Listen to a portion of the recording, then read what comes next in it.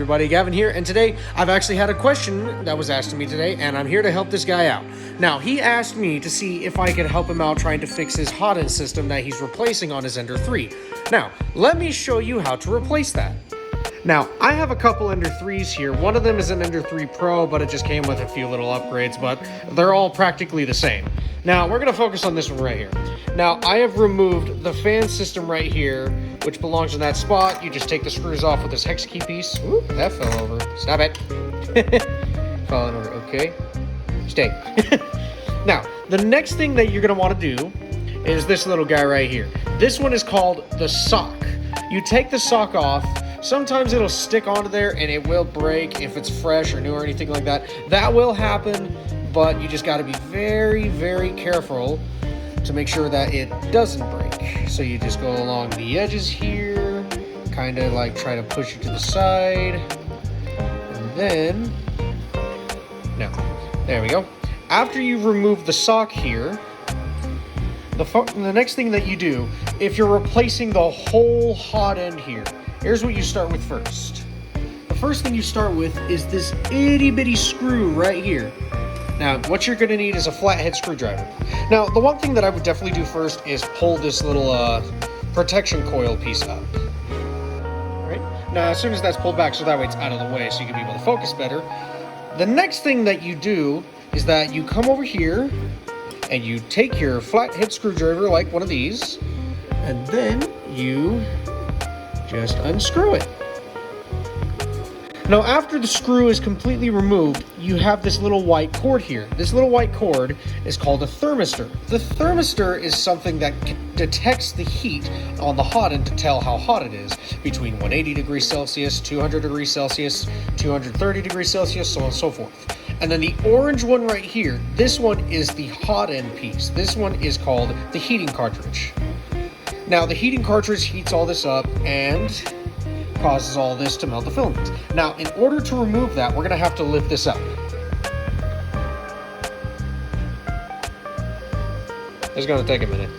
Okay, now after that's up, you have two different hex keys. You have a smaller one and a bigger one. The bigger one is the one that takes off the fans here and these little pieces here. This one is the tinier one that goes right onto this little hex key here. You're going to want to unscrew that one right there.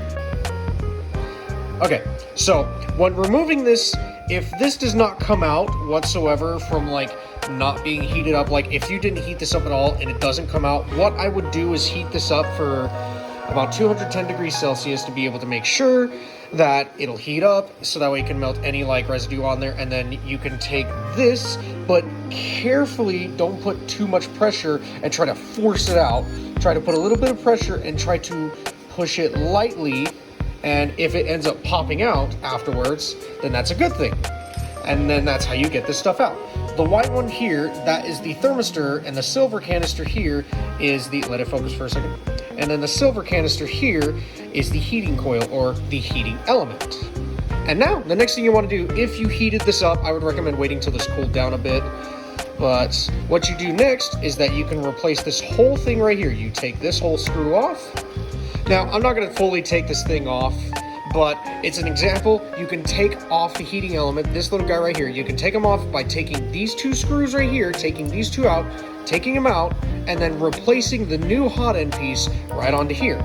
And as soon as that is completely replaced, then you can reinsert it into the new heating element. But while you're doing that, be sure that there are two holes. Let me show you, by the way.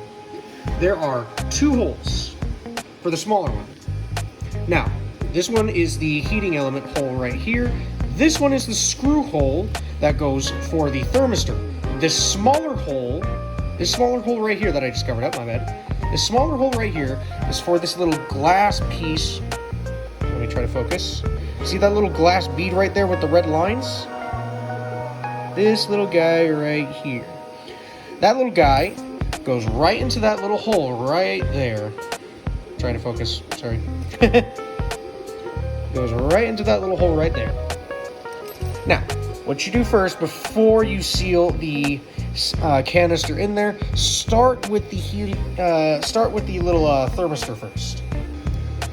Like so. It may be a little difficult to get it in there from time to time, but make sure to not tighten it so much. Don't like really tighten it. Tighten it lightly, but make sure it's not too loose, not too tight type thing. Then, the next thing that you do is you put your little small bead in the silver canister right there. Like so. There you go, don't want to drop it.